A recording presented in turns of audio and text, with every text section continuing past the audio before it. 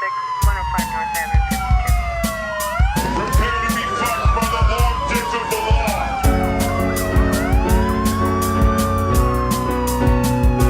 This isn't happening. Everyone look away, please. Nothing to see here. You can't break those cuffs.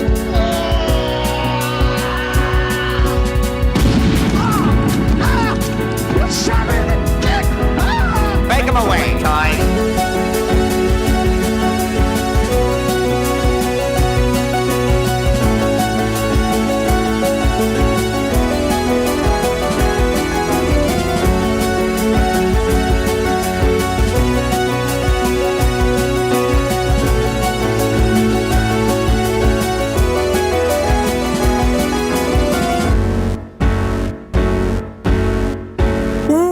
Welcome to Thought Cops, the only podcast where mostly every week we police the mean streets of the internet because, hey, somebody's got to do it.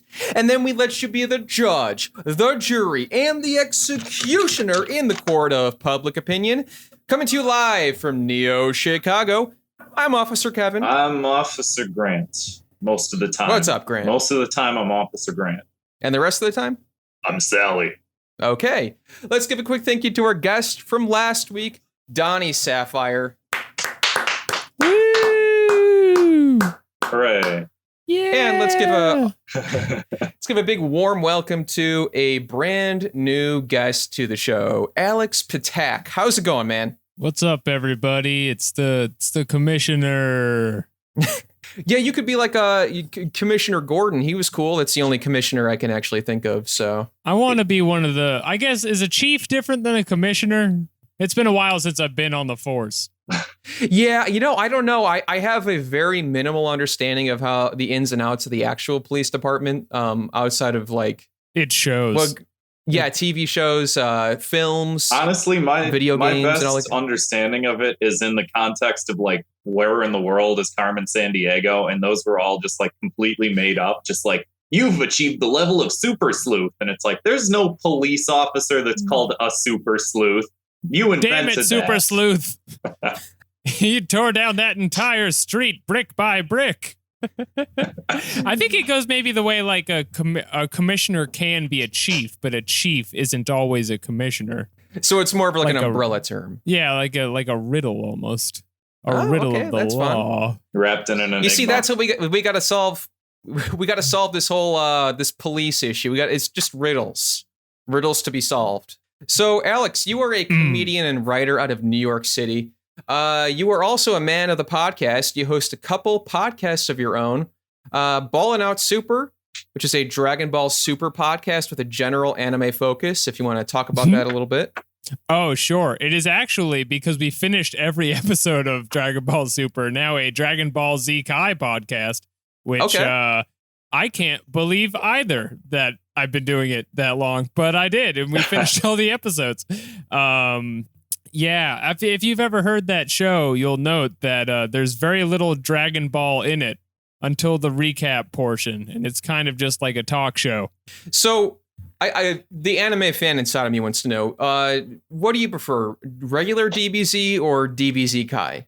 Oh, okay. So this is tough because we're on the episodes where they're fighting the Ginyu Squad right now, and they're cutting out some juicy stuff, like that whole part where Goku moves so fast he leaves after images that you try to punch, but they're not really there. That's completely Classic. cut out. But at the same time, the efficiency you're trading in for, like you're done fighting Raditz in like 3 episodes, like into the whole show. There's this feeling you have watching Dragon Ball normally, which is just like a businessman across the world taking your time and lighting it on fire that is just gone from this new edit, which I approve of. I'm going to say Kai is probably a better show. Yeah.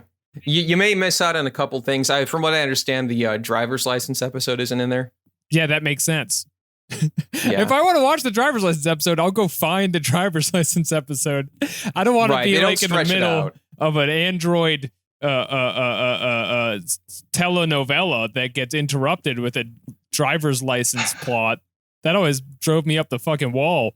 You know Can what? you curse on this? Are we like, does this go to the police? How does this work? No, we are the police. Well, you can say whatever yeah. you want, really. It's a free country. There's no deplatforming or anything. We just free. Oh, okay. free, So it's free like if you're on the police, you can like murder and stuff. It's exactly like a double negative. Just like Okay, yeah, I that, get you.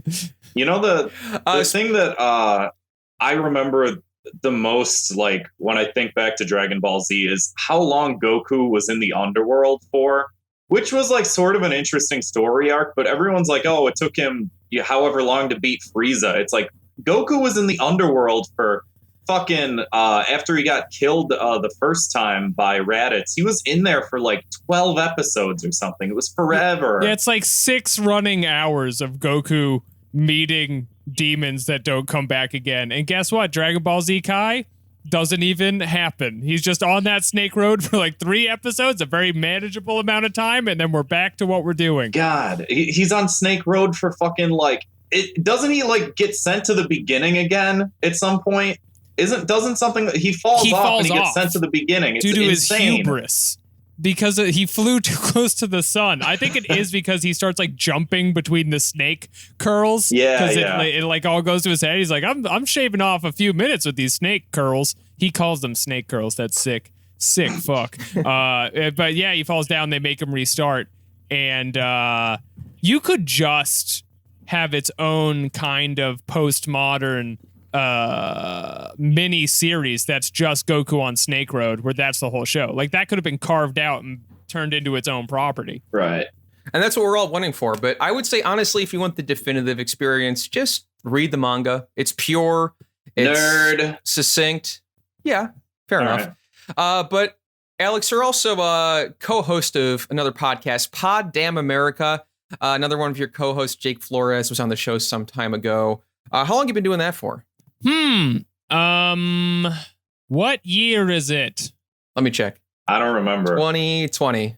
I think 2.5 years. It's confusing because I had a very similar show before that was just me and Anders and Raghav, R.I.P. And Yeah. we were doing just like news of the week kind of stuff, and we had a much smaller audience. And then that ended because we kind of hit a listener cap, and then the entire show jumped ship to Jake's show, and I eventually ended up joining that. So it's kind of like a haze as to when one ends and the other begins. But Yeah. yeah, It's sort of like, Grant, what were we talking about the other day? Like the difference between Gogeta and what was And the other Vegito. form? Like, Yeah. yes, exactly. I couldn't exactly. think It's of a better analogy. This is someone who's read the manga. God, we were just talking earlier, Grant, about DBZ, weren't Were we? we? I don't know what day Were it is. you? I'll be completely honest. Yeah. You know what? Let's just cut that out, Zwick. I'll never know. Anyway, I'll never know what you were talking about. we'll cut it back in here.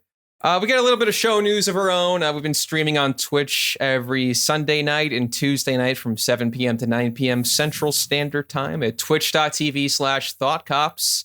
Grant, you were playing some Celeste last night. Yeah, and I was getting awful angry at the Celeste, not just the game, but I'm also very angry with you, Kevin, because you do these Twitch streams where you'll rank Family Guy members and you'll have like 10 people watching you, and I'll be playing Celeste and I'll be like clawing my eyeballs out, losing every single level, dying 1,000 times, and I'll have like 2 people watching me. I mean, the people want Family Guy. Fuck. That's not clear enough. Right, you can't have it on all the time. Sometimes you have to take a step back and review. We should play that Family Guy Xbox God. game. I'm down, but Remember that fucking horrible like. What was that? Yeah, I just- totally missed that. Was it like on par with a Simpsons level game? so much worse. What did you do? Yeah, it was. I've only seen clips from it, and there was like this, like if I recall correctly, there was like an episode where you play as Stewie and he's a school shooter or something.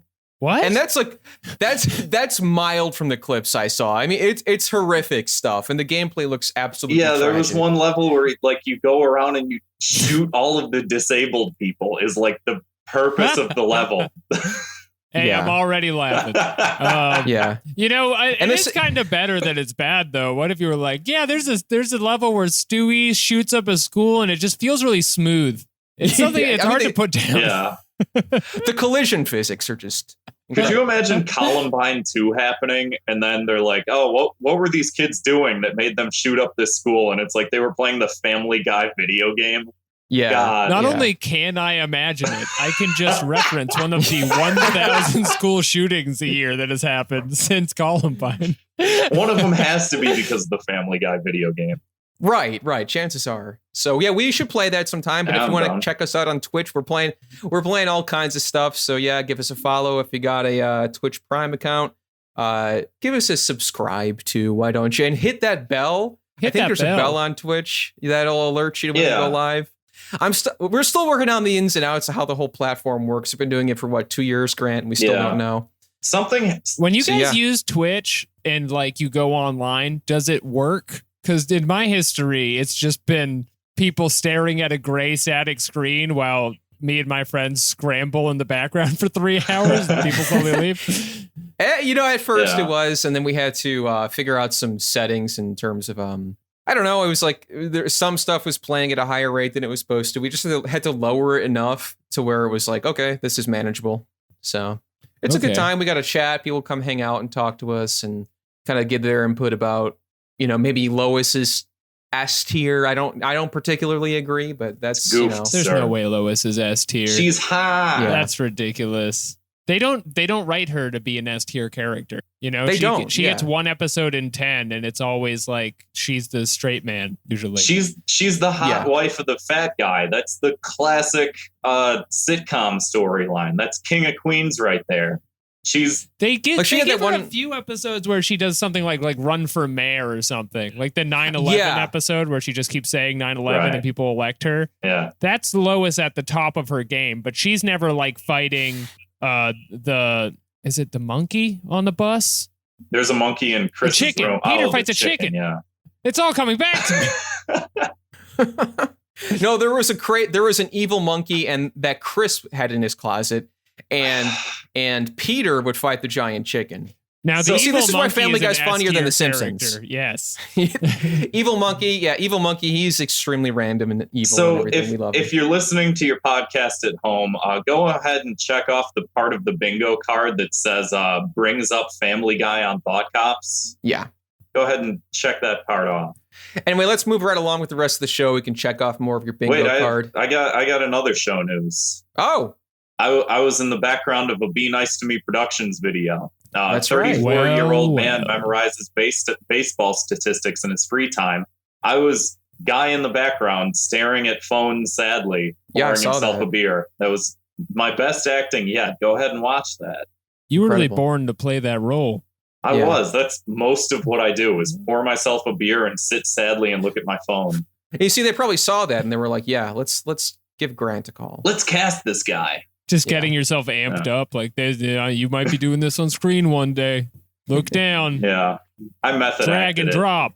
So moving right along to our very famous, very favorite part of the show, 2 minutes of hate, where we like to blanket punish all that annoying random crap we see on the internet every single day when we're looking at our phone, scrolling in the background of a video.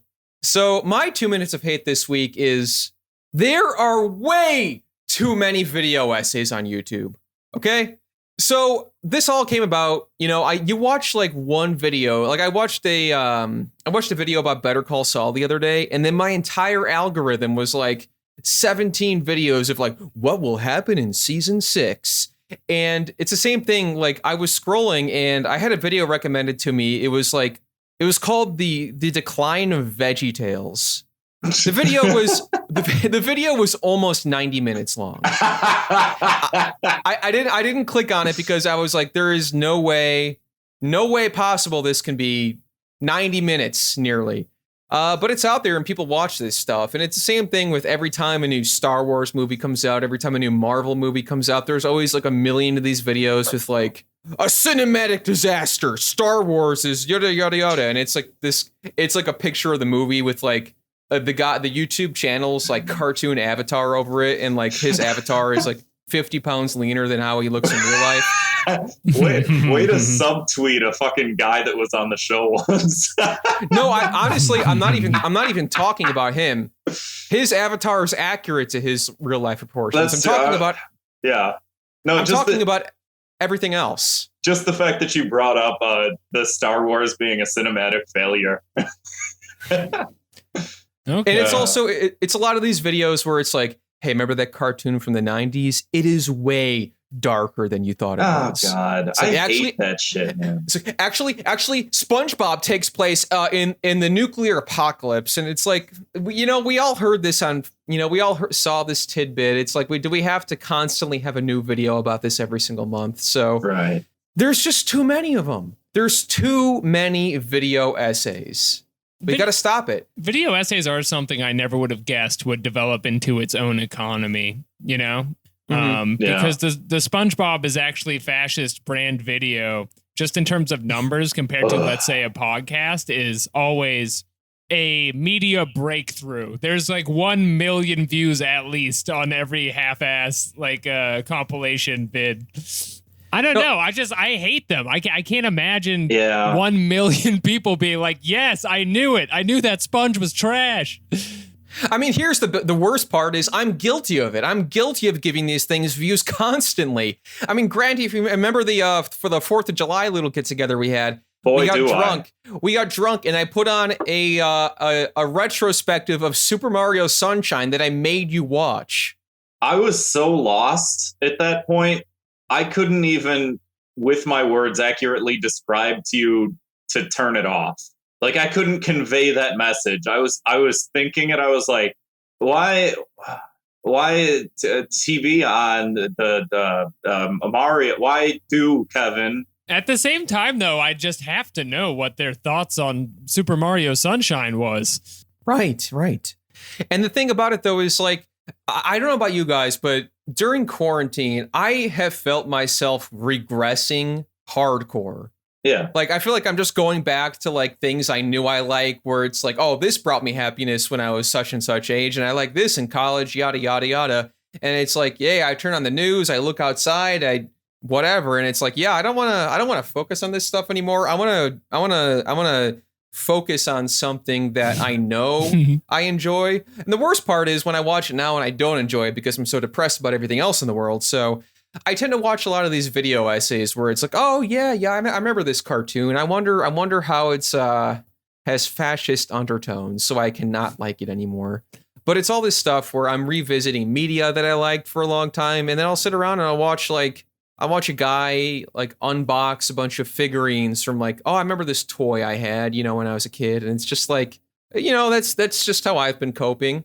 And a lot of that has been video essays. But the more I look, it's like the more of them I watch, my recommended videos are just completely flooded. And I'm like, there are way too many of these. I feel like there's no good ones. I feel like they're all just like either telling you things you already know, or expounding upon theories that are like inherently stupid and told by people that are like somehow less charismatic than I am. And I'm like, I could be making one of these, and I don't even want to, because I think that it's like a stupid like thing. I think that they're stupid. You can't do it if your heart's not in it. Yeah. The viewer will know. They'll know he Right. doesn't really think Super Mario Sunshine is fascist. He's just putting on a show so he can get Yeah. more gigs as man texting in the background. Right. Yeah. It's a tough compromise to make, though, like the logic of it regressing in the quarantine, because there's a part of your brain that's like, well, I'm never going to get to retire, so I got to knock that out right now. But you know what I used to love is Gundam wing models. Maybe we can get those back, and we can still save this thing. We have a good 60 more years of Gundam models. Let's get them together. If I order now, I'll beat the other kids. I think that's actually former guest and friend of the show, Brandon Kirkman, famously brought up how many Gundam models he was creating in his spare time during quarantine. That was his thing. Mm-hmm. Did he have any pics or anything? He was putting them up I on made like Instagram maybe and 2 stuff. in my entire life. I can't imagine having my own fleet. He's got a fleet on his shelf, but he says his wife limits it to a certain amount. You know, only so many are allowed to be out. Of course, it's a taken man. You can't have it for your own. So all the best ones are taken. So actually, Alex, you brought up a good point about retirement, because I think that's a good punishment here. Is there's so much content, like especially right now, people are making content and putting shit out because God, there's nothing else to do. So we also have to have time to consume content because everything sucks right now. I say we should get to retire now. So all I have to do, I can quit my job and I can sit there, and all I have to do is watch about like how Adventure Time takes place 1,000 years in the future when the pandemic happened and everybody's dead, and it's much darker than you remember. Right. You'll be very well read on the subject. Yes. We'll all be experts in our own tiny field. Extremely specific knowledge of cartoons. That's how I want to go out. That's all I need. But over time, we will they'll stop making the cartoons because of the quarantine, and then you will eventually analyze all the Adventure Times, and then you'll just have to analyze the analyses, and then no one's going to be on board for that one. You'd be surprised. There's still plenty of that too. It's a winding road. That's my man. least favorite form of media right now is like reviews. Those are popping up. I'll make my own review when I watch the review. Thank you. I have to ask you too, as podcasters, do you feel like your turf has been infringed on in the last 6 months? By Bill Clinton, you mean? By Bill Clinton, yeah. The Office ladies are hosting their own Thought Cops. Right. Yep. They have 2 minutes of hate, and it's always about Dwight and the pranks he plays around the office. Oh, we're aware. It started like honestly about a year ago, wasn't it, Grant? With Conan starting his own podcast. Yeah, around the time that we did the first live show, I brought that in as that was my 2 minutes of hate during the live show. Right, like I understand that celebrities are eventually going to commoditize and cannibalize this space like they do everything else because they have more power than us, and that's a trajectory that was going to happen. But specifically, what irks me, just as like a low level performer in New York who's been doing stand up for 6 years, is I've been on my like secret grind doing podcasts this whole time while my friends do live shows all the time and they're hitting mics every night, but now they can't and they're all making podcasts, and I'm like, you monster, you stay away from my takes. This is my special zone. Yeah, I hear that. I mean, it's like, it is a fair, like amongst all the content you can be making right now, podcasting is a relatively easy one to do. Sit down with a couple buds, talk about Super Mario Sunshine for 90 minutes and wrap it up. It's easy, but I don't think that it's easy to do well. You know, like oh no, we're still figuring it out. I've never done a good podcast. For the modest audience we have, though, it's one of those things where it's like at least we see the same people like tuning in and like interacting with us and stuff like that. But like, there's so many like just like really terrible podcasts out there. And you listen to them and you're like, Jesus, what even is this? What are you doing? What did you think a podcast was when you made it? I feel like it's the question I'm asking myself a lot of like, there's a lot of dead air in here and you guys don't seem to know what you're going to talk about. Or the go-to move if you're like an open mic comedian, you make a podcast is our podcast is just guys hanging out. It's like, there's a million of those. Think about this for 5 minutes before you make the shirts. Well, it's like, okay. What if it was guys hanging out and they talked about movies? Yeah, but the movie boys. Hey, hit like and subscribe on the movie boys, and we'll send you some of our cum popcorn. I feel I'm like already making cum popcorn pins. I feel like we're subtweeting like every single one of the like former people that have been on. I can think of like 12 podcasts. Dude, fuck it. Who cares? I mean, that's not even. They're allowed to do it. I for their sake, they should think of like a theme before you start the thing. Yeah, not for human consumption. Maybe consider a theme before you just shove 4 guys into a room and just drink beers and hang out with your friends, you morons. Wait, I thought there was like 17 guys on I think the current number is up to 23. 23 of their closest friends. It could be higher. I'll say it's too many guys. Too many guys all at the same time or in shifts. It's okay if it's in shifts. I want to say it's all at the same time, but that's a good point. Every podcast does have a guy ceiling. You know, you can only have so many before it becomes too Before much. your guy level is overwhelming. No, there's a sweet spot Exactly. of guys, and the answer is 4. Anything 5 guys is chaos. Yes. I have recorded many chaotic 5 guys casts. Let me just say, if you have 5 guys, perhaps you should stick to hamburgers. Got him. Oh, yes. Get them, King. Get them. Speaking of get them king, Alex, do you have a 2 minutes of hate this week? Sure. I feel like I just did one unrelated that I didn't think about beforehand. Have a second. What? Have a second. The other one I came up with, I'm going to admit it, I did not spend as much time planning as I should have because I got stuck playing games on my phone. But this is the new sad trend in my life, and it is kind of similar to Kevin's thing. So since the quarantine started and I had all that time where I was producing shows back open, I had to fill that time. And the way I filled it is I got back into MOBAs. So I started playing Smite again. Oh boy. And I got some rowdy lads to join a Smite team so we can 5-man. And that's really fun. That was like one of the better ways I stayed social for the first month or two when it felt really crazy. But it did lead to me going back and looking up guide videos for these video games, which is something I hadn't been looking at for years. And I think especially for MOBAs, one of the like worst produced forms of media I have consumed in years. If you're like a good MOBA player, you don't have to have a personality at all. You just turn on the camera and you just start saying slurs or whatever, and you're like, that's what you gotta know about Artemis. She's a bitch. And then people are like 1,000 likes. And I'm like following them because I need the tips and shit, and they're just in my life now, and I have to vouch for that, and I just feel like it's brought me low. Man. Yeah, we've had a couple people on the show say that they've gone back to MOBAs during the quarantine. I had to look up what MOBAs was. I'm sorry, everybody. As a gamer American, I failed the podcast once again. Yeah, I'm sending you to thought jail, my friend, on your own show. This sucks. Oh! MOBAs have never come up on here?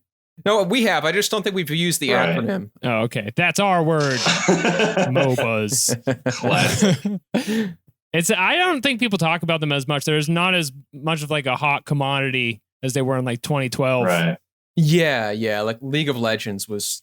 I played something League of else. Legends a little bit. I got very into Dota.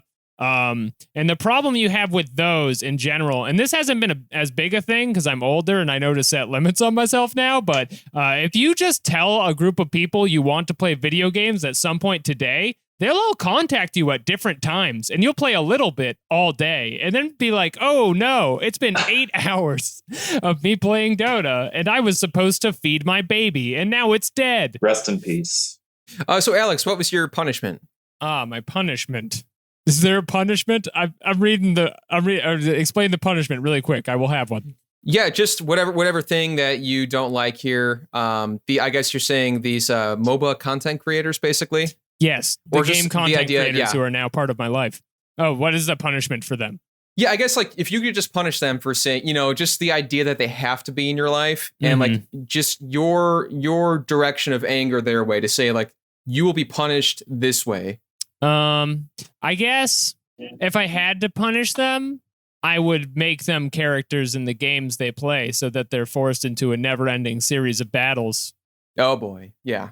where death is no release and they're just brought back again and again for the rest of time. Terrifying. Yeah, like 13-hour shifts too. Yeah. Like people, yeah. At least Aren't until their people in- crystal is destroyed, and God knows what happens after that part. It's tragic. Yeah, because people in the Korea play those games at like internet cafes for like days on end or something. For sure. Well, they all take a long ass time is the thing, except League of Legends, which lets you surrender at 10, I think. Jeez. Dota doesn't let you surrender, which leads to some very angry situations. God, that sounds dreadful. Speaking of dreadful, Grant, what's your 2 minutes of hate? My 2 minutes of hate this week is, the episode when Danny the Shadow Fork was on. I talked about a thing that I didn't know how to phrase, and I called it the line. And the line was an introspective look at myself during these times of chaos when everything's just so like politically partisan and like there's all these awful things happening. As a comedian, as an artist, my first instinct is like, I got to make a joke about this. And then like finding out like deleting tweets that I think that aren't funny. And like, there's so much stuff that's happening nowadays. That's like, it's just like not funny to me, like people dying or like bad shit happening. It's very depressing. And you're like, oh, well, let me try and make light of it. But it's like things have gotten pretty grim and there's like nothing to make light of in a lot of these scenarios, and you try to, and it's sort of, it's finding the line of like what's acceptable, what's not acceptable, and not even from like a public standpoint, but just from like my own personal standpoint of just like I don't feel good about making a joke about this topic or this or anything like that. So that's how you get likes. Past the need for satire, you're saying? Kind of like. I don't even know if that's the point. I don't really know what the point is. I didn't really fully flesh the idea out, I guess. Maybe that'll be my my thesis paper, is I write an entire video essay on what is exactly the line. Yeah, see, Ionet Ron in the chat here brings up a good point. See, I was capitalizing on the forest fires in California. And I put a post. It was my uncle sent me this picture from his front lawn in San Francisco this morning. So fucked up, and it's a picture of an orange square, just a solid orange square. Yeah, and that's pretty funny. He retweeted me. He says, "Kevin, people are dying." That is pretty good. And that's, people are always dying. Yeah, that's and true. in his defense, he did get my ass. He did. Your ass has been got. But I you think left your ass out the window, son. The thing that like you're doing with that post, though, is you're referencing all of the people that have taken like the photos of California and then like put them in a lineup with like photos of Mandy, like yeah. You're referencing that. You're not making fun of like the fires, but like my issue is like a lot of like the Black Lives Matter protests, like making some like trying to find some sort of light in something and just being like, man, it's just not, nothing's worth redeeming in this conversation, but also wait, like Grant, are you once again subtweeting somebody else who's been on the show before? Well, no, I'm getting to that. I'll say it, Dave Chappelle. He's gone too far this time. You've been canceled. He's not coming back on this show. I'll tell you that much. But no, the point that I'm getting to is the last time I visited the line, it was from a point of introspection. This time, as I'm revisiting the line, it's from a point of outrospection. Sure. Ooh. That's one of the new spections. That is. Just got it from Best Buy. The new spection. From a point of what? From a point of outrospection. The line, because as I've become like maybe a little bit more sensitive to some of these topics and like, not really found anything that's worth like that's redemptive in like a comedic sense to be joking about this stuff. I feel like maybe a lot of people that and that, like, to clarify before I say a bunch of things that sound like poignant, this is nobody in particular, but it's a trend that I've noticed with a lot of people, which is just like making content out of this shit that like isn't funny and then demanding that people laugh at it because you're a comedian and you have this like firewall between you and your audience, and any joke you can say, it's just jokes. It's free speech. I can say whatever I want. And it's like, yeah, but your joke's like shitty. And like, it gets to the point where some of these people who are doing these shitty jokes, and it's like, I don't care. Say whatever you want. It's not going to affect me, but I certainly understand how it affects some people and how some people could get mad even if you're telling a joke. But like, it's gotten to the point with some stuff where like people getting harmed and shit has now become like a punchline.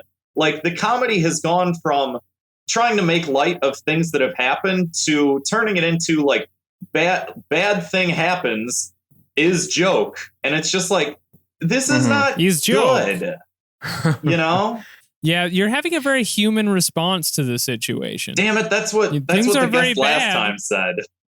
It's not that you're against jokes, but right. It just seems like it is a time for improving the situation and not jokes. Oh yeah, a little bit. And I think too, there's like a certain like, and I hate to get into the whole like punching up, punching down shit, but like there's a certain meanness to some of this shit where someone just tweets a picture of someone and is just like, haha, look at this fucking idiot. And it's just like, it's not like funny. Like, you thinking that this is content of some sort, that making light out of some of these scenarios and like just ragging on people and kicking them when they're down, and like it's very depressing. And it's just like, I don't find anything funny or like fucking redemptive about like what I'm seeing a lot of the times, you know?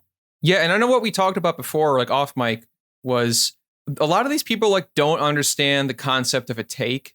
That like every joke for the, like, especially, I mean, not every joke, but like jokes that are about especially current events in the news and stuff typically have like a personal take or opinion on them.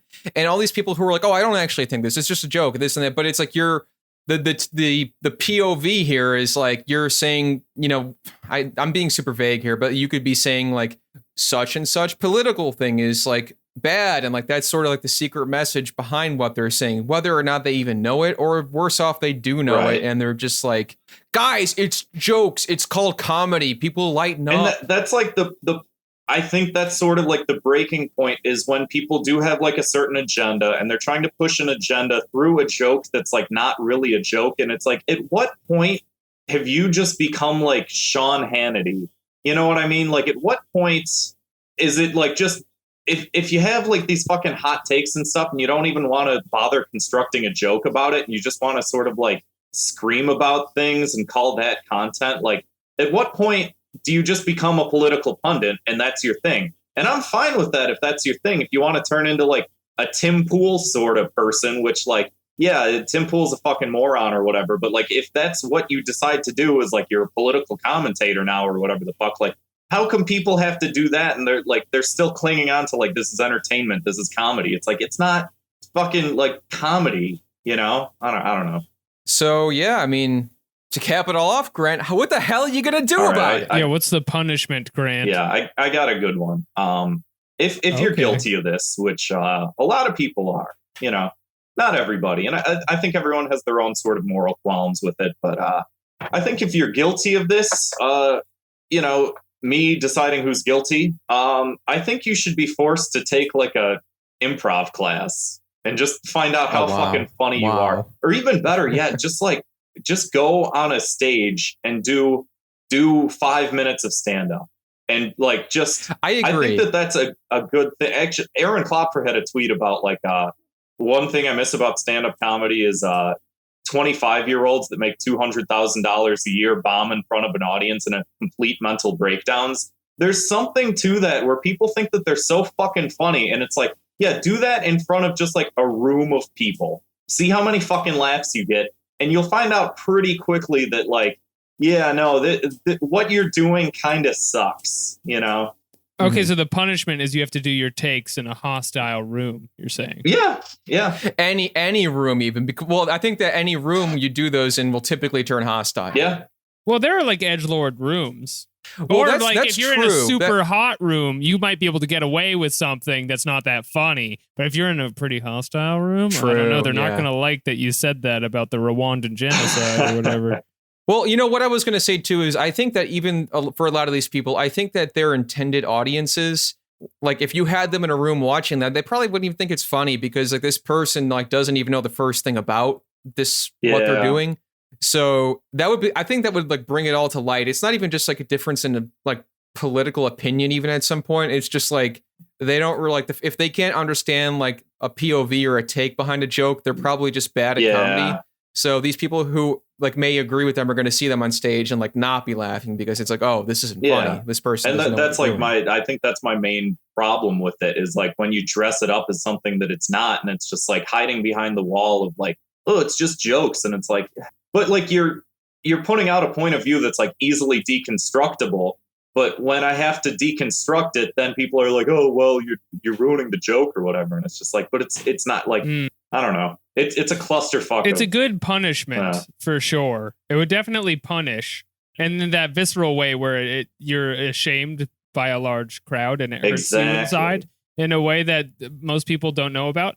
But, you know, to continue the idea, though, I think although it works as a punishment, it does expose another reality, which is that most good tweets on Twitter are also not jokes, even if they're supposed to be. And if you said them as a joke, you also would not get anything from it, because it turns out like white people be using loofahs isn't really anything at the end of the day. Right. I think it's more a punishment for those people than for those tweets. Like, I would not expect. Well, that's actually a thing I might do, is just go on stage and read a bunch of my tweets like dryly. But no, like not. Yeah, like, to weed them out. Yeah, exactly. Or just like imagine Drill on stage, just like killing it, you know, where he's just. That is good. I put my ass in my shit and I said, "This is a service animal." Genius. All right, next one. And he's booking Carnegie Hall. Absolutely genius. Yeah. I mean, if you've ever seen like a famous comedian, they don't do like very different stuff than that. That's true. When it gets to the point where you don't have to try anymore, there's a lot of Twitter drafts just being read. Hey, real quick, not to fucking stop the energy here, but I realize we don't have Craig in here. Alex, is it recording on your end? Where's Craig? I can get him in here real quick. Oh yeah, I'm recording on Audacity. Just as a backup, I will. It's just a backup. It's a backup. The bot is called Craig? Yeah, I don't know why that is. I don't know why. It probably stands. No, someone else named it. Someone did. They should have given it more of a I don't like when the lines are blurred. This is just what Grant was saying, but with what makes a man with robots, as opposed to a machine. Hell yeah! Is Craig back? He's in, here. Yeah. He's here. I never know if he's here now. I live in fear. So we'll take it from here again, Zwick. Cut that little part out. So if you haven't listened to Thought Cops before, every week we investigate the internet's outrage-inducing news stories, and then we sentence each perpetrator to a cruel and often quite unusual punishment. So actually, I thought this would be appropriate. We have an anime-related story this week. Oh boy. So play the music. Zwick, play the Attack on Titan theme. Dun, dun, dun, dun, dun, dun, dun. All right. So I woke up. I woke up to this tweet, and I had to go to the account like 5 times just to make sure that it wasn't a parody account. Like this person wasn't using this name and had a check mark and was doing a bit. So Eric Trump on Twitter a couple days ago, he tweeted out, "Google is once again trying to manipulate Americans. Type mob or mobs into Google and see what comes up. Do the same on any other search engine. Hashtag nothing to see here." So he screenshots. He has a Google search for mob, and he has a Yahoo search, a Bing search, and a DuckDuckGo search for mob. And you know, obviously, this is a very normal thing to do. Just wake up and Google the word mob. Well, you want to make sure all of the search engines are working, right? And we all do it. And to be clear, a mob is not a partisan issue. Mobs come from all sides of the political spectrum. So I don't really know what he was trying to prove here. That being human activity, forming a mob, getting your friends, heading down to the town square. He's just Googling friends, which I guess on Google would probably bring up the show Friends, because all the other search engines showed pictures of large angry mobs. But on Google, if you search mob, it is immediately nothing but pictures of the anime Mob Psycho, which again, I had to do that. I was like rubbing my eyes and blinking and rubbing my eyes and blinking. You're right. There's something to how he worded it that's like it reminds me of like one of my friends in college printed out a bunch of pieces of paper and like stuck them around the walls of like just different people's dorms and stuff like that. Stuck up all these papers, and it said like it was this thing that was like trying to get people to go vegan. And it's like, do you want to know the real spin on meat? Go to meatspin.com. And it has that same like intonality of like type mob or mobs into Google and watch what comes up. And it's like, this is a joke. Right? This is a ploy. You're trying to get me to do something stupid, right? But it's not. It's just him being a fucking moron. Doctors hate him. Type in mob into Google and see what happens. And I love how, like, at first, all the responses were just like QAnon freaks who were just like, yeah, this is clearly a conspiracy. They're trying to cover it up. And it's like, why the fuck would they be covering it up with screenshots from an anime? Of all things. Yeah, the it's like, CEO of Alphabet is like, don't let them know what a mob is. That's the It's like- first step. Once they know what it is, they're going to be doing it. like, all you had to do is literally think about it for 3 full seconds and then realize what happened here. It's so, like, at this point, all the responses to the tweet are just like, it's nothing but people who are just saying, like, it's just nothing but anime recommendations. Like, you got to watch JoJo. Oh my God, One Piece is coming out this week. It's just like everybody's like recommending anime to Eric Trump for some reason, as if he is As if he's not already watching. right. I mean, you have to imagine Barron has given him some good recs. Absolutely. You know what? The corporations are trying to censor the truth. Google Hero Academia and see what comes up. That's not a building.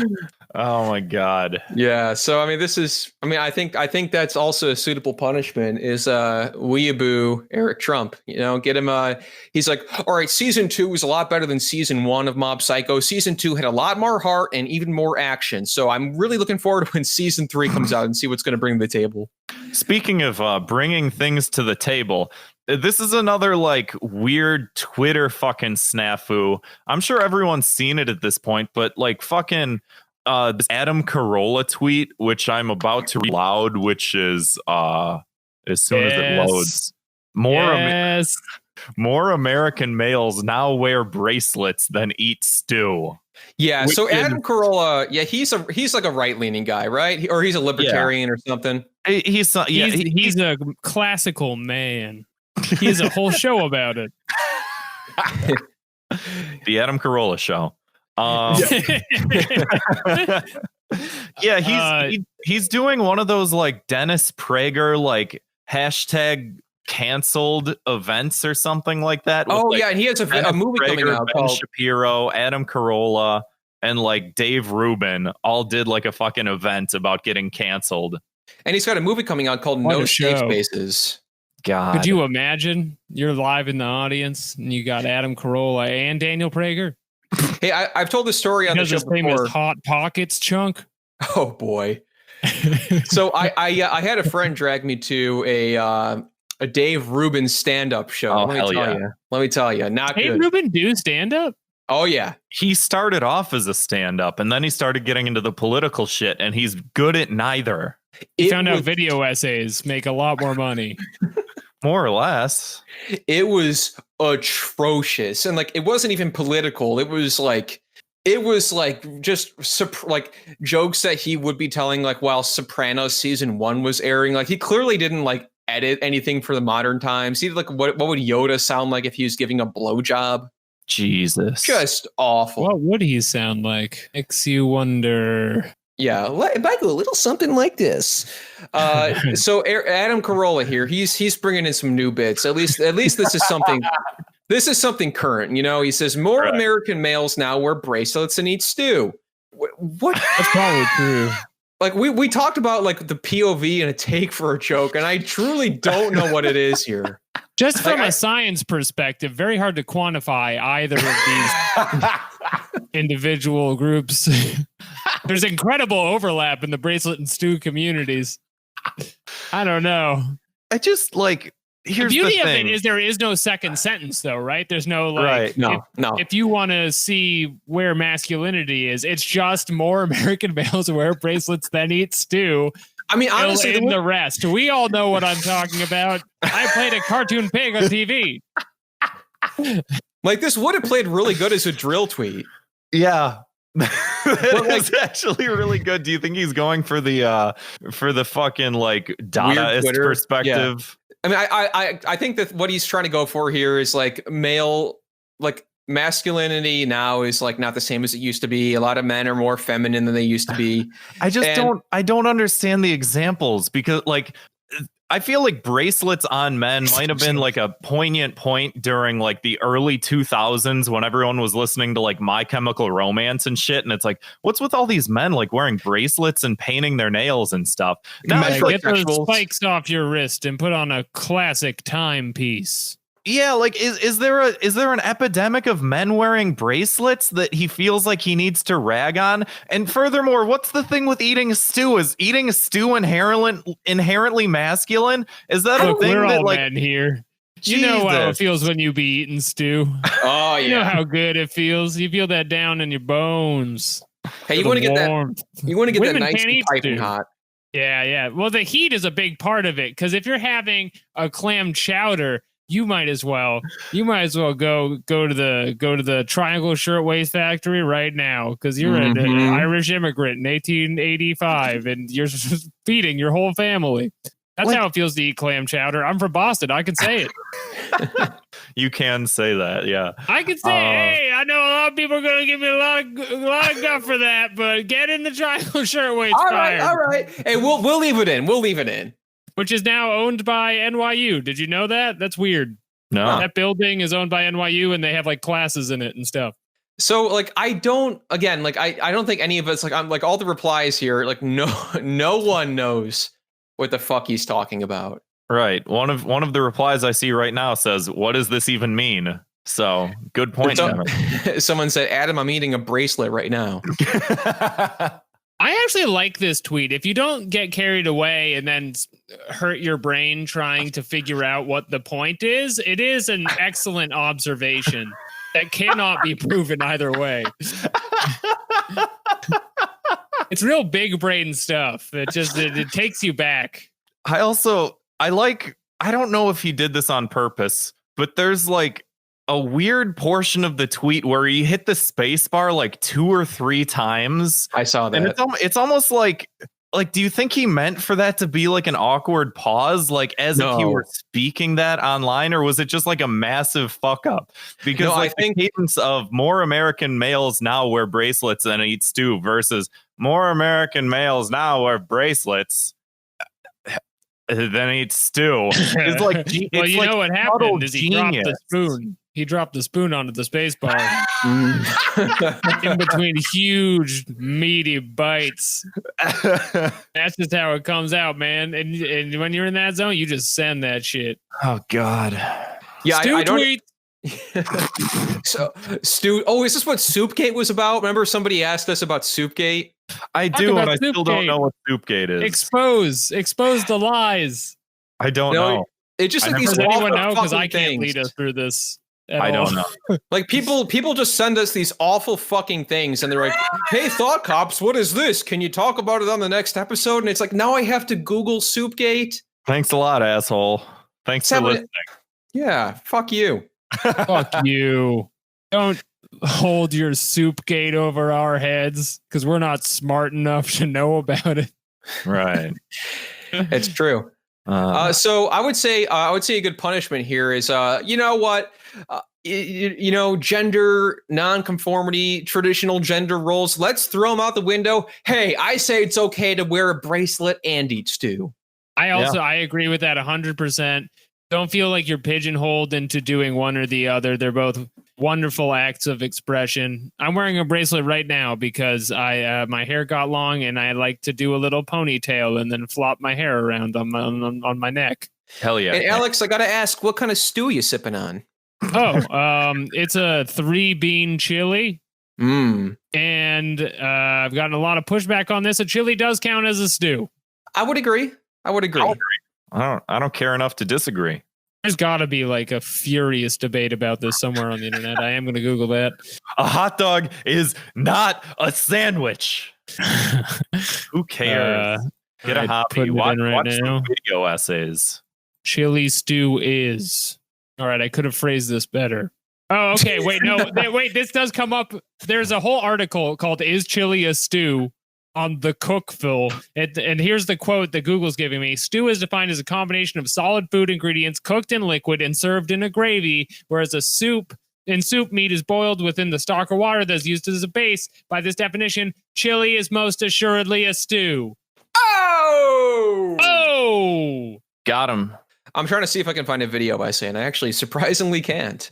This is our in. This is that. It's Let's do blue it. water. We have to strike now. Speaking of striking now, right. This could be anything. do you guys smell what's cooking? Speaking of stew, Okay. because I smell bacon is my segue into this bit. Did you all see All right. this tweet from the Boston Police Patrolmen's Association? Yep. I did not. What was it? Oh, it's great. I linked it in the chat. It's so the worst cropped photo of Ace Hardware pops up on my timeline multiple times. It's like it's blurry, it's grainy, it's just It's like 30p. yeah. And it looks terrible, but I keep seeing it pop up and I'm like, Ace Hardware, who gives a fuck about Ace Hardware? And it's this fucking police account. And so I'm interested. So I'm reading. And it says, sadly, Zwick, toss Moonlight Sonata in the background of this. I want this to be sad. Take it off the YouTube version so we don't get pulled. Yeah. Well, no, actually, it's not. It's too old to be copyrighted, so I don't think it will get pulled. But if it does, that's YouTube at work. Anyway, sadly, one of our officers had a bad experience at Ace Hardware store in Alston today. While in the store, an employee stated, quote, "I smell bacon," end quote. When the officer asked for an apology, he was told there'd be none. In response, items purchased were returned and a customer lost. What? What does this? What? Is this a poem?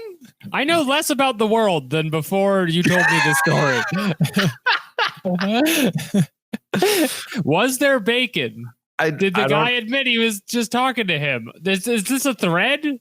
It's just one tweet. So like this guy, there was a cop in an Ace Hardware, and the employee was giving him a hard time for being a cop, being a pig, as it were. So this the Judging Boston his police, blue life. Right, yeah.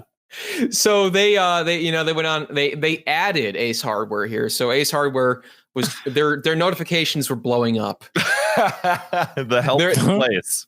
Oh, a lot of people want mentions. hardware today. Oh my goodness.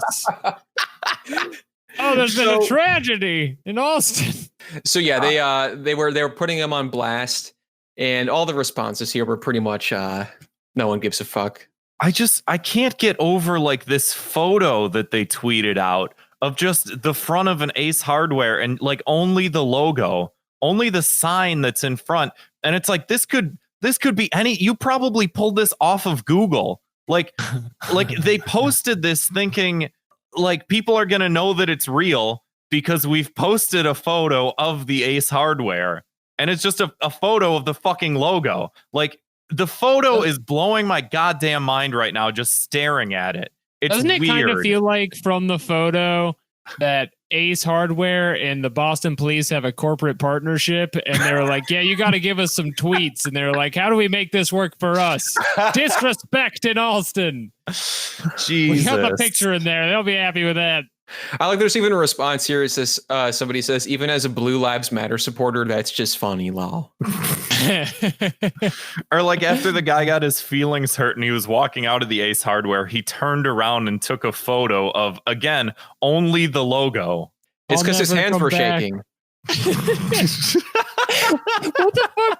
What was he buying? Usually when you're buying hardware, it's like something you need to do. Right. The boycott to start here is ridiculous. He was buying a pallet of bricks to hide at a protest. Yeah, I guess I'm not fixing the hole in my ceiling. I was disrespected abroad. My wife is going to be furious about this. Fine. I guess my house will just flood. That's fine. I don't need. Looks like I'm not getting high on paint today. I know, Grant, you had a funny post the other day about if one of us got harassed at a Too Cool Japanese outlet store. Yeah, and in response, keyblades purchased were returned and a customer lost.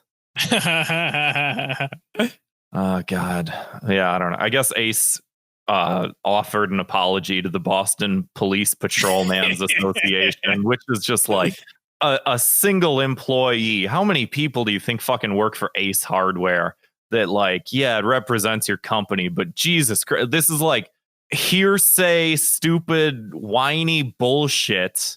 Like, you go out in the street and you shoot minorities that don't have guns, and someone said, I smell bacon, or better yet, that fucking Officer Karen that was crying about she got her McDonald's breakfast a little longer than 30 seconds. Like, fucking crocodile. Is that another story? Bullshit.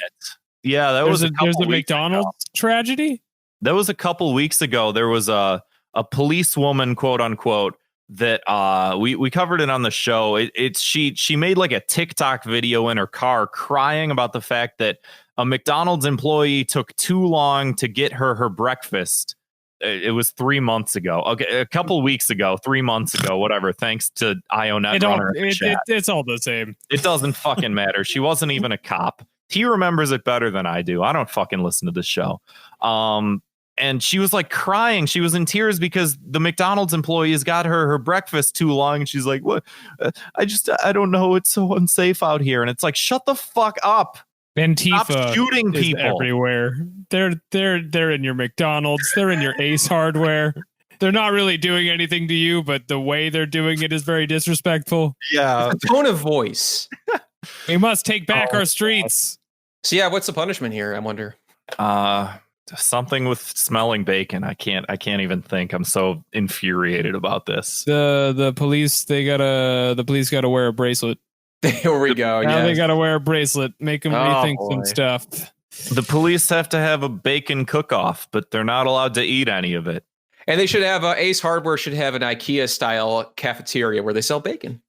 Yeah. But they can't put the bacon in a stew. Right. There's a lot of specific rules in this punishment, and it will be thorough. It always it'll be is. laws and bylaws. Grant, do we have anything else to talk about here, or should we move on to other stuff? Kind of wrap it up here. Let me check this fresh list. Okay. Because we're at over an hour. Yeah, that's probably about good. I mean, a gender reveal party, which we've talked about, We touched on that a little bit already. burned down an entire fucking portion of the country.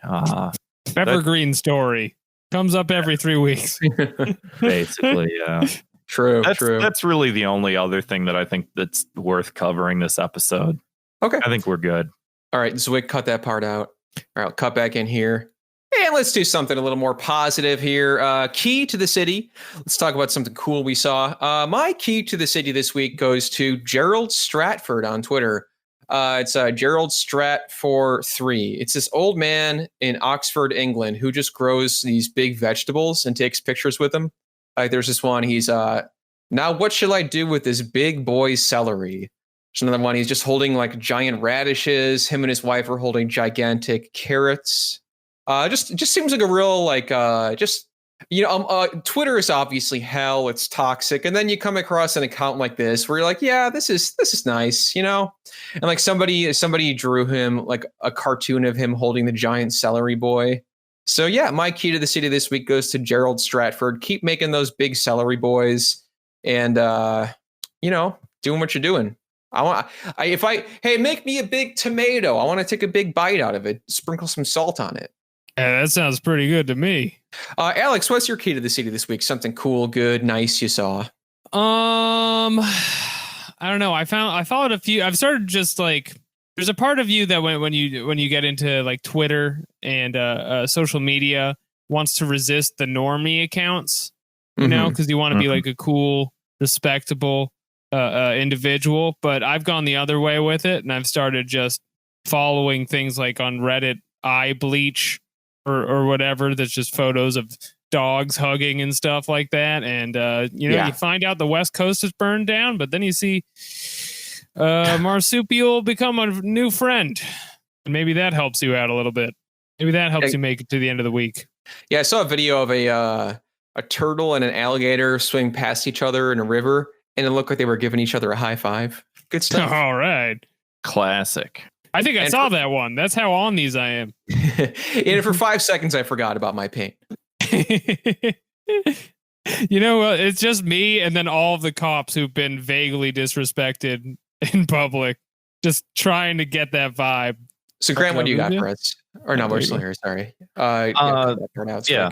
I was scrolling through my phone so I could find out what my 2 minutes of love this week is, as you call it, the key to the city, colloquially. This is like normie hacky, like us gushing bullshit sort of thing. But since we've been talking about like things that are sort of keeping us sane through the pandemic, I guess my key to the city goes to Come Town, the podcast. Really? Yeah, like I feel like there's so much comedy content that's out there that's like either TV shows or podcasts or movies or whatever, where I watch this stuff that's supposed to be comedy and I sit there just fucking straight faced, you know? There's so many movies that are supposed to be funny and I don't laugh at them, and a lot of TV shows that are supposed to be funny and I just sort of like smirk every once in a while if something's like clever. But Oh, like, you do one of those like nasal things, like yeah, I exhale loudly through my nostrils. And that's like good enough. But like, I've been listening to a lot of like Come Town clips lately, and it's been getting me through because it's one of those things where like I stop and laugh out loud at like everything that they do. Like they're all very funny. They're all very talented. And, you know, talking about things that are like just fucking like, you know, getting you through and like giving you a little bit of a glimmer of happiness through the fucking apocalyptic hell that we're all living through is just like, yeah, it's like a legitimately funny thing. Like there and I laugh out loud. It's like the I Bleach subreddit, but for impersonations of Michael Douglas, you're saying? Exactly. Yeah, I would say, yeah, like podcasts. I'm kind of the same where I'm always like, I don't know if I'm not laughing because I'm depressed or shit sucks and like, or the movie's just not funny. But then it's like, I'll listen to Come Town or Doughboys or whatever podcasts. And I'm like, oh, this is funny. Yeah, okay. The world is not just not funny. There is some funny stuff. Right. And it's it's the little things. Exactly. Yeah, there's funny stuff out there. I've seen it. You just got to dig for it. And this week's Thought Cop's word of the week, Grant, I'll let you take this one. This Thought Cop's word of the week is the word goofed. I've been using it as a replacement for the word fucked for kind of a while, possibly up to a year at this point, but not so much. It was sort of like a gradual shift of me going from, oh, that's fucked to, oh man, that's goofed. And over time, I've been using it more and more. And I've been using it so much that the entire Discord, the Thought Cops Discord, which you should all be a part of, has been using it. And we even have a fucking goofy emoji for when things are goofed. And you can use goofed in any sort of way. For instance, goobar, you know, goofed up beyond recognition or beyond any recognition. You know, you can use it in any sort of sense that you would use the word fuck. Just put the word goofed. It's so much funnier. Goof my wife, please. Yahoo.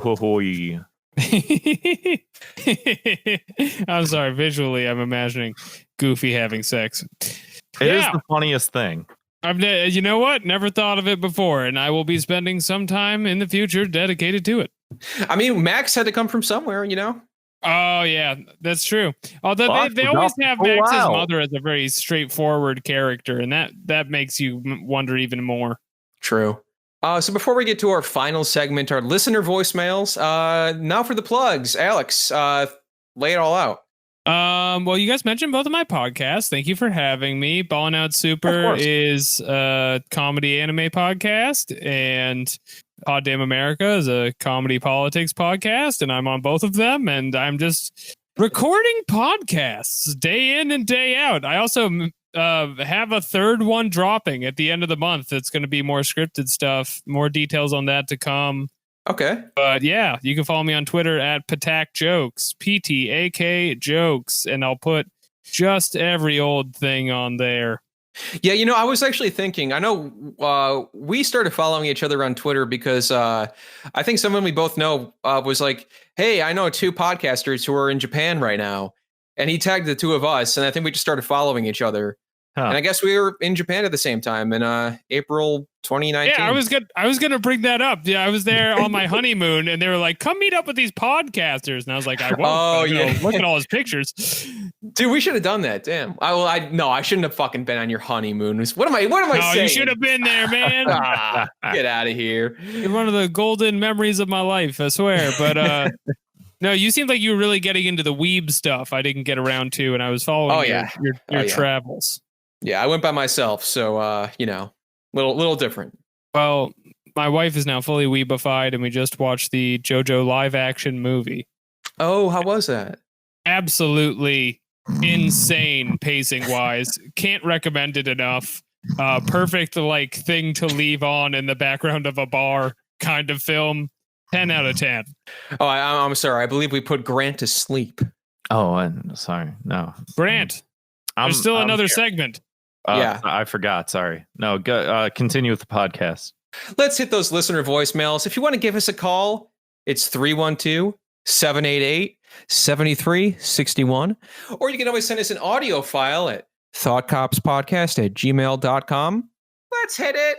Hey, Kevin, I was wrong. It's not that Maze Castle is bad. It's just that the entire first season of Yu Hakusho is not very good, except for the Rescue Yukina arc. So I just want to clear that up. All right, talk to you later.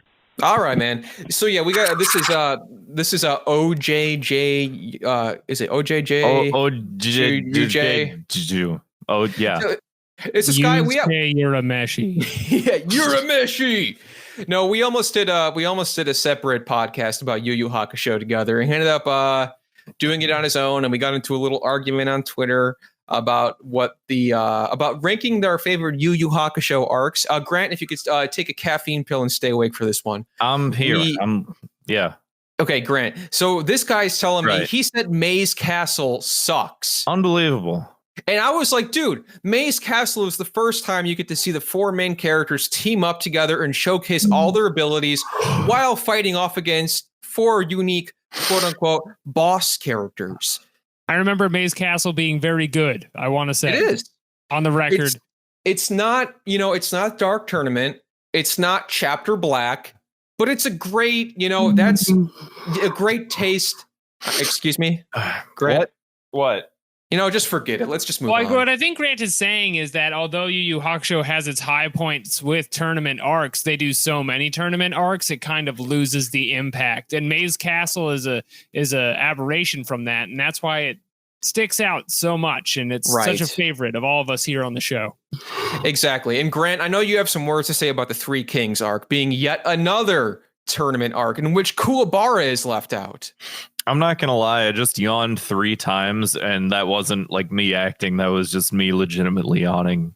Three Kings is what I call the New Testament. Mm-hmm. Three Kings arc. He's one guy, but he's 3 kings. Yeah. How about this?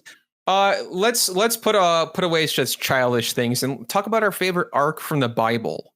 Yes. Okay. My favorite arc is pretty good. Mine is Easter. The Easter arc. Yeah. I like the Desert Saga. Ooh, that's a fan favorite.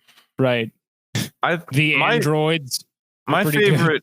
My favorite is it's either the Book of Genesis or the Book of Deuteronomy. Is the story of Onan. The Deuteronomy arc. The Deuteronomy arc. I think it's Genesis though. The story of Onan, who was it's this weird, it's like one of the weirdest stories in the fucking Bible. God tells Onan to his brother died and left no familial heir. And so God tells Onan, hey, go fuck your sister-in-law. You need to have, she needs to have an heir so that she can pass down her land and shit like that. And so Onan's like, okay, yeah, I'll fuck my sister or whatever. So he's fucking Here I go. And he's doing it, and he's doing a pretty good job. And nice. In the middle of it, he's like, oh, but when she gives birth, it will not be my son. It will be my dead brother's son. From the point of a law, from a law standpoint, from a legal standpoint, it won't be my child. So in the heat of passion, he pulls out and he spills his seed all over the ground. and God gets What the displeased. fuck?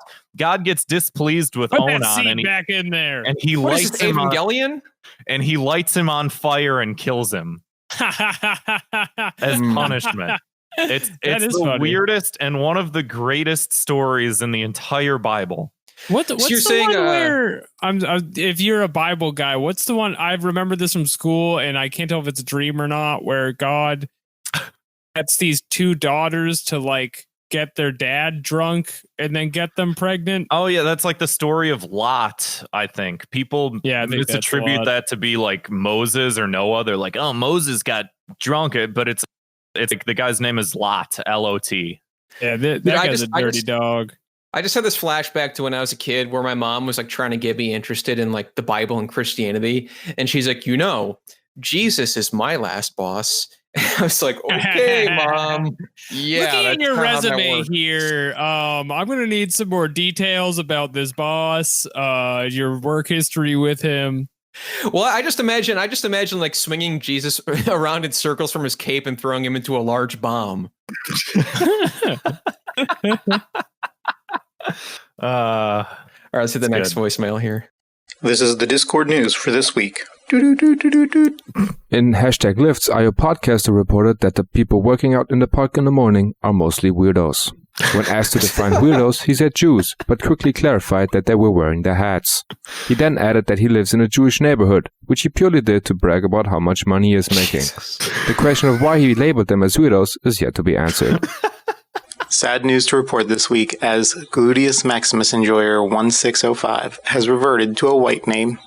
He plans on re-upping his Patreon pledge in a year so he can enjoy the 3 new Fire Bro episodes that will be out by then. In hashtag real politics, Sleep Sign turned to defending notorious manchild and retard Movie Bob once again.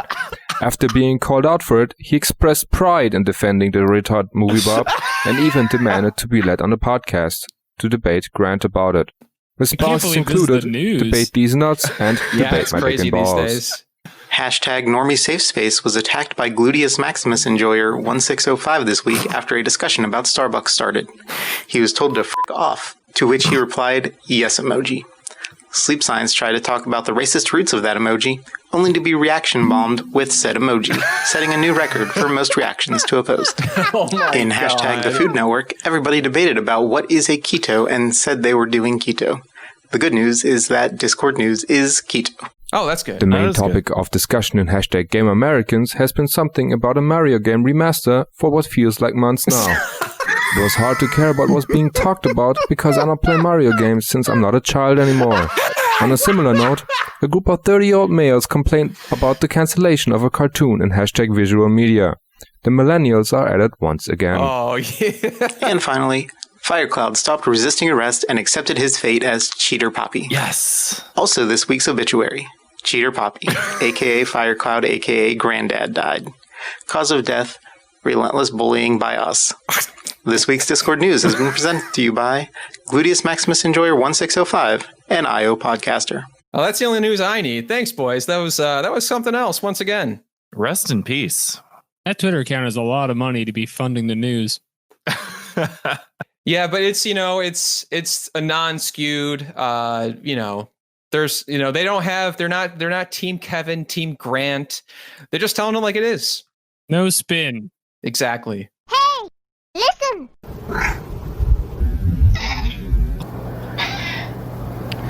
Anybody get a headache from that? I don't know what that was. On these voicemails? I guess, yeah. That was was like I was in the voicemail. That was the cheater himself left that.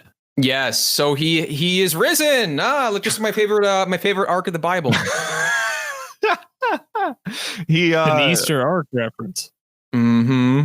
He still has not sent us that video of him eating a pumpkin, and he has not learned to play guitar. So okay, a lot of room to improve from that guy. Yeah. Hey, maybe next time some actual speaking on the next voicemail.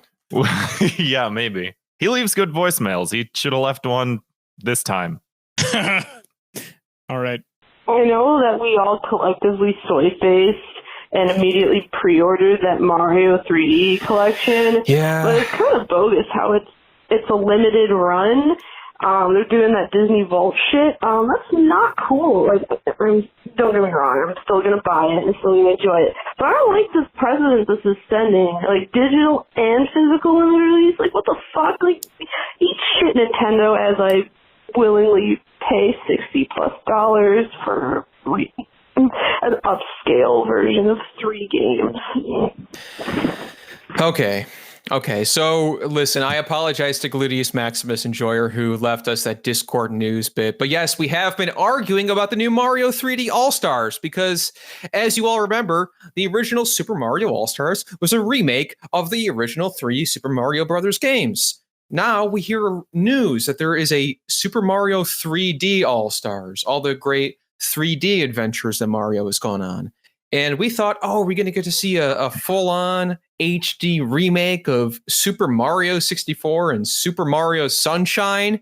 No, they just brought some of the games.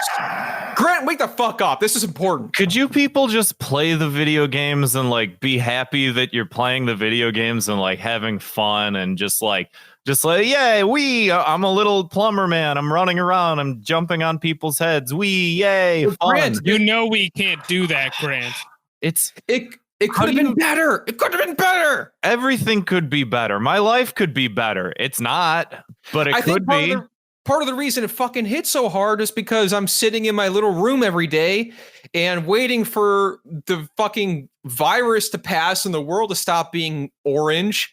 And I'm like, okay, maybe I'll get to play a remake of Super Mario Galaxy in 4K or whatever the hell. And they gave us the same game with widescreen aspect ratio. And yes, it's in HD. Okay, yes, I'm going to play it again. I love Super Mario Galaxy, but it could have been better.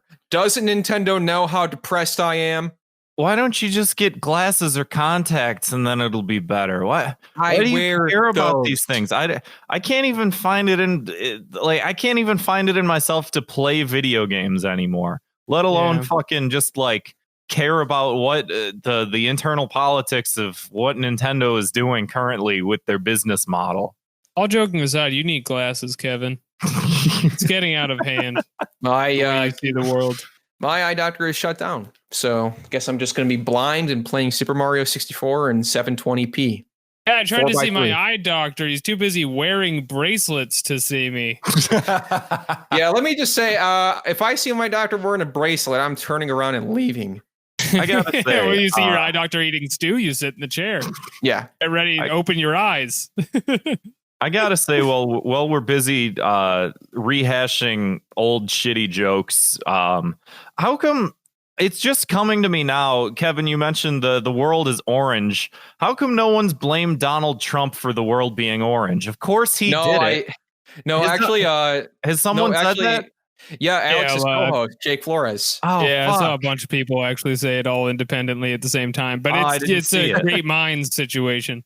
It really must be, yeah. Well, because he's orange and the sky is orange. Yeah, it's like a little Cheeto man. Orange sky bad. Jesus. Anyway, let's wrap it up there. Alex, thanks a ton for coming on the show, man. Yeah, appreciate it. Thank you for having me. This is a Thursday to remember. It's a Thursday for the books. You heard it here. Everybody, thanks for listening. If you want to support the show, throw us a few bucks, get some bonus content. Hit us up over at patreon.com/thoughtcops. And like I said, if you want to leave us a voicemail of your own, give us a call, 312-788-7361, or send us an email audio file, thoughtcopspodcast@gmail.com. Catch you next time. Bye. Cheers.